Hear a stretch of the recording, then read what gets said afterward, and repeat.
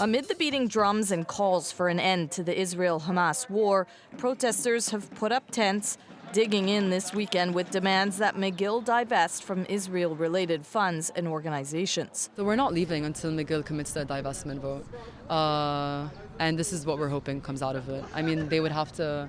The students are holding down their fort. How can a university use students' money to fund a genocide? Like, that's just...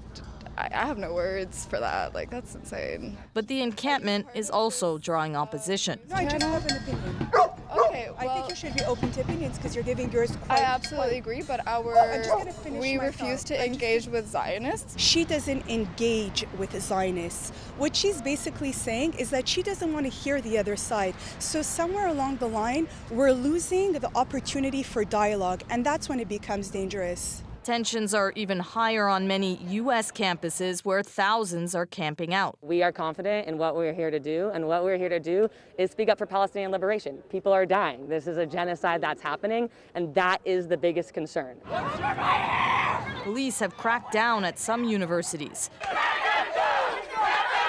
arresting hundreds, many charged with trespassing, others with resisting arrest. Some schools have restricted access to campus, and at UCLA on Sunday, protesters and counter-protesters clashed. But the movement has been noticed by Palestinians in Gaza. People gathered to thank protesters overseas, writing messages of support on their tents, among them those whose own studies were interrupted by the war. Us Gazan students go through pain, and we suffer every single day. Sarah, some of the protesters at McGill have expressed concern that police may take a more forceful approach like they have at some U.S. campuses. Yeah, and Ian, McGill so far has said that they recognize both student and staff have the right to freedom of expression and assembly, but erecting a campsite on campus goes against university policy.